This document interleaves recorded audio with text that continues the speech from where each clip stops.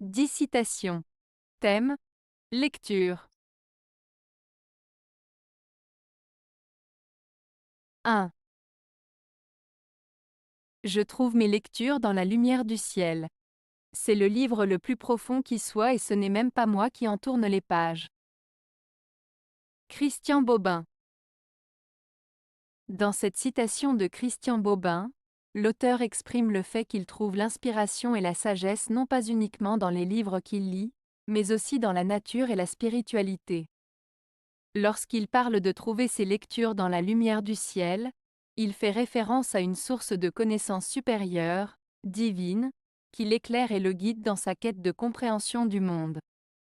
Il compare cette source de lumière à un livre, le plus profond qui soit, suggérant ainsi que les enseignements et les vérités qu'il découvre dans cette lumière céleste sont d'une profondeur inégalée. Enfin, en disant que ce n'est même pas lui qui en tourne les pages, Bobin souligne l'idée que cette sagesse transcende sa propre volonté et qu'il se laisse simplement guider et inspirer par cette lumière céleste. 2. La lecture, c'est se connaître à travers l'autre. Christian Bobin. Cette citation de Christian Bobin, la lecture, c'est se connaître à travers l'autre, signifie que lorsque nous lisons un livre, nous avons la possibilité de mieux nous comprendre en nous identifiant aux personnages, aux situations ou aux émotions décrites.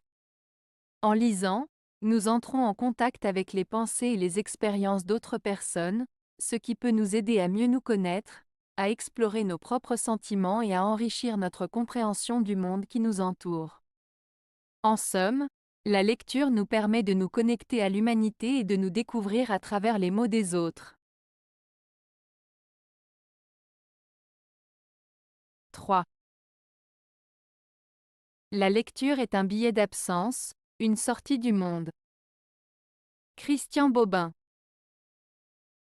Dans cette phrase de Christian Bobin, la lecture est un billet d'absence, une sortie du monde.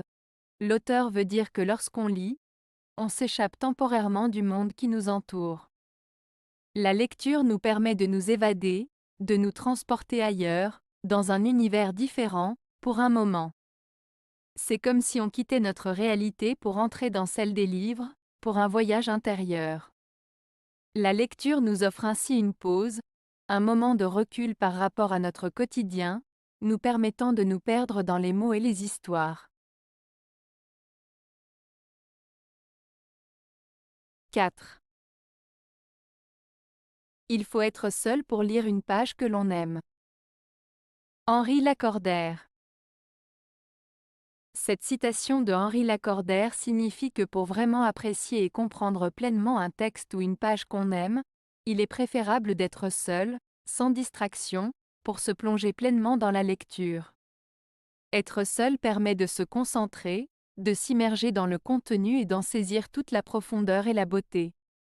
Cela souligne l'importance de trouver un moment de solitude pour savourer la lecture et en tirer le maximum de bénéfices. 5. Chacune de nos lectures laisse une graine qui germe. Jules Renard. Cette citation de Jules Renard signifie que chaque fois que nous lisons un livre, un article ou tout autre texte, cela laisse une impression ou une idée qui va grandir en nous. Cela peut influencer nos pensées, nos actions et notre vision du monde.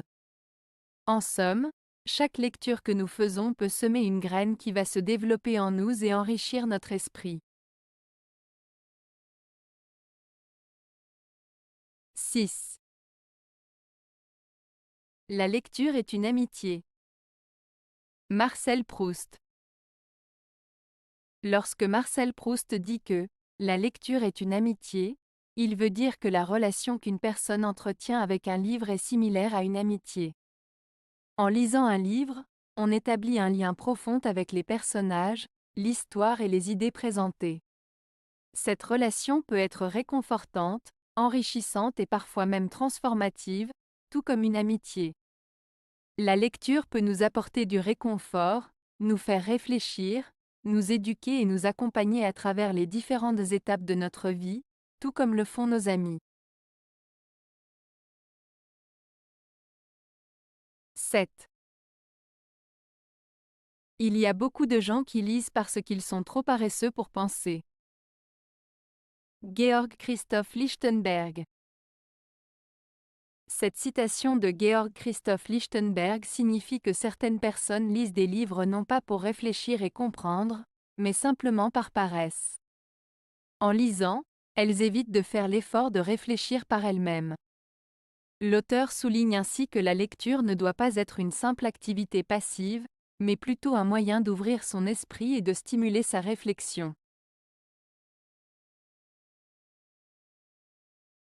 8. Curieuse habitude que celle de la lecture. Amie du silence, elle provoque le discours. Robert Sabatier.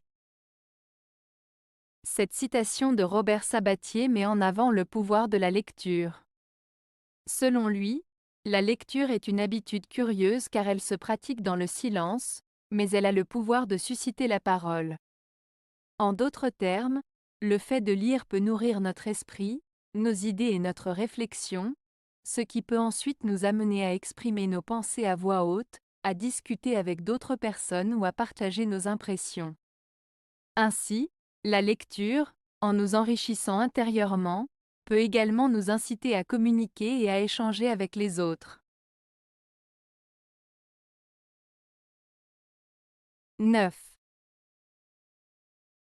La vraie lecture commence quand on ne lit plus seulement pour se distraire et se fuir, mais pour se trouver. Jean Guéhenno. Cette citation de Jean Guéhenno met en avant le fait que la lecture va au-delà du simple divertissement.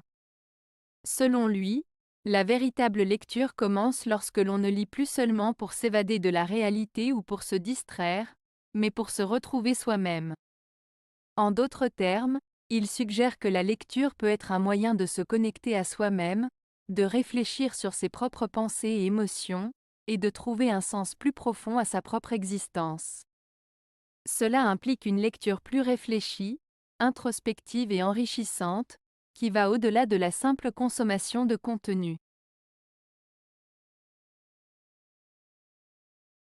10. Les blessures des héros de la littérature sont rapidement guéries par le baume de la lecture.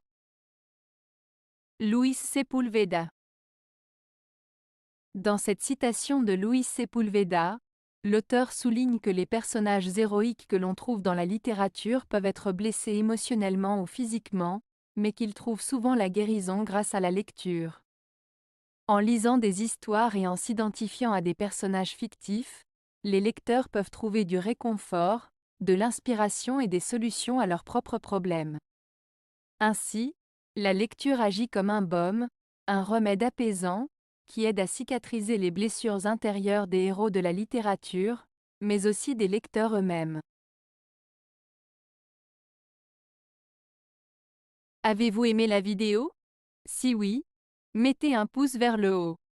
Cela aidera la chaîne et aidera les autres à la trouver. Nous ajoutons plusieurs nouvelles vidéos quotidiennement.